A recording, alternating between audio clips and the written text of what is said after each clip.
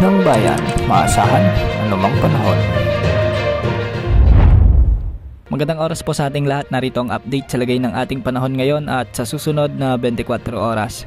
Sa ngayon nga ay umiiral na ang northeasterly wind flow o ang pasimula ng amihan sa bahagi ng Ilocos Region, Cordillera Administrative Region, sa may Cagayan Valley at sa Central Luzon.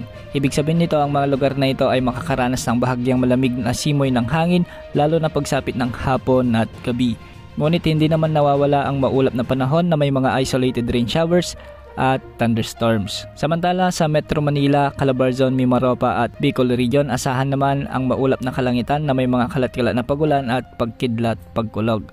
Ganitong panahon din ang inaasahan sa bahagi ng Visayas at Mindanao. Bukas, magiging maaliwalas ang panahon sa may Metro Manila, Bicol Region, Calabarzon, Mimaropa, Visayas at Mindanao sa umaga, ngunit pagsapit ng hapon at gabi, asahan na may mga kalat-kalat na malalakas na pagulan dahil sa pag-iral ng mga localized thunderstorms. Sa ngayon, wala naman tayong namomonitor na panibagong sama ng panahon gaya ng low pressure area o bagyo na posibleng pumasok o makaapekto sa ating bansa sa susunod na 3 hanggang 5 araw. Wala ring nakataas na gale warning sa mga karagatang sakop ng ating bansa, kaya malaya ang ating mga kababayang mga isda na pumalaot sa anumang bahagi ng ating karagatan. Yan ang update sa lagay ng ating panahon. Ito po ang weather update ng bayan, maaasahan anumang panahon.